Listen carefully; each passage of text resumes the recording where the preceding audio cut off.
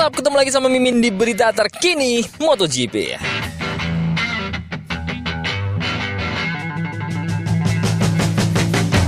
Wow, akhirnya Marc Marquez menjadi pembalap resmi dari Ducati Lenovo tahun depan. Setelah sekian lama teka-teki yang dibuat oleh Ducati, kekisruhan soal transfer akhirnya terjawab sudah, di mana Marc Marquez akhirnya menjadi yang terpilih sebagai pembalap Ducati kedua mendampingi Pecco Bagnaia. Keputusan ini diambil setelah balapan Mugello kemarin, di mana Ducati menyabet 2 posisi teratas balapan Mugello. Sebelumnya, pengumuman Jorge Martin yang bergabung dengan Aprilia sudah lebih dulu diumumkan kemarin. Dan hari ini terupdate terkini, pengumuman kursi kedua pabrikan Ducati diumumkan. Lantas, mengapa bisa seperti ini? Kita bahas.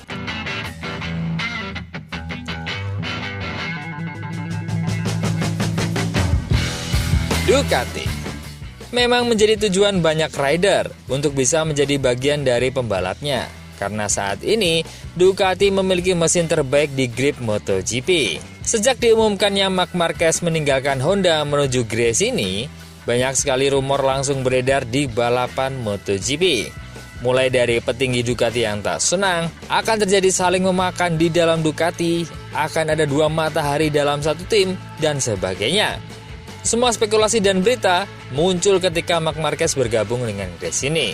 Belum 3 balapan berlangsung, Ducati kembali dihebohkan dengan Marc Marquez yang mulai membicarakan untuk mendapatkan motor spesifikasi terbaru GP23 demi incaran gelar juaranya. Tentu bagi Ducati adalah potensi untuk menambah pembuktian bahwa motor inilah yang terbaik. Bukan saat ini aja, namun hingga saat-saat yang akan datang, seperti ketika Yamaha menguasai balapan di era Valentino Rossi yang dilanjutkan oleh Jorge Lorenzo. Kehebohan tak berhenti sampai di situ ketika Marc Marquez menyatakan tujuannya adalah pabrikan Ducati di tahun 2025. Tentu ini menjadi heboh karena menjadi sesuatu halangan bagi Jorge Martin yang di musim kemarin sudah hampir saja bergabung dengan pabrikan Ducati. Namun hal itu batal karena akhirnya Ducati memilih memperpanjang Enea Bastianini dan memberinya kesempatan di tahun keduanya. Namun dengan performa menawan Jorge Martin, tak lantas membuat Ducati segera memutuskan Martin sebagai pembalap resminya. Hingga pada setelah balapan Mugello kemarin, nampak bahwa Martin dengan jelas memupukkan diri sebagai pengganti dari Alex Espargaro.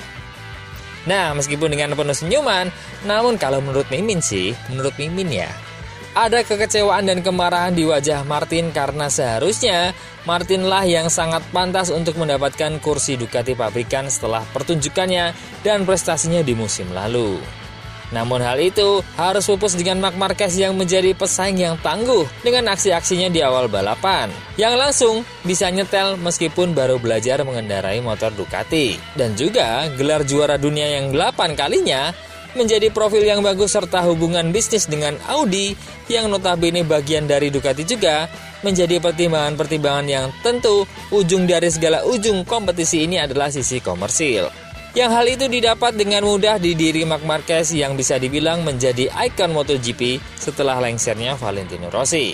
Nah, dari situlah maka bisa disimpulkan bahwa Marquez memang lebih menjual daripada Jorge Martin, sehingga akhirnya Gigi D'Aligna dan Ducati lebih memilih Marc Marquez daripada Jorge Martin.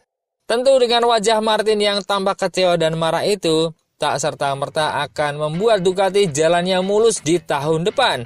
Karena dengan motor yang berpotensi memiliki kekuatan yang sama dengan Ducati di tahun ini, tentu dengan bakat yang dimiliki oleh Jorge Martin, Martin akan bisa memaksimalkan motor dengan baik dan bahkan bisa menjadi peluang merebutkan gelar juara pertamanya Aprilia di kelas MotoGP ini bersama Jorge Martin.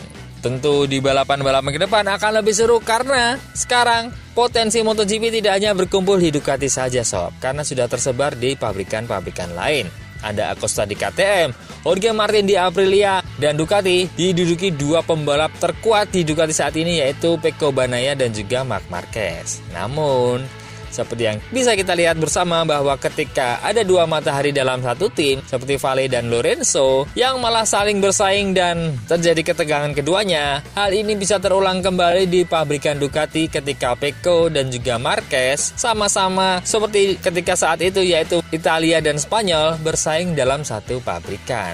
Namun hal itu, siapapun pembalap yang menang dan siapapun pembalap yang kalah, Ducati pabrikanlah yang tetap menang.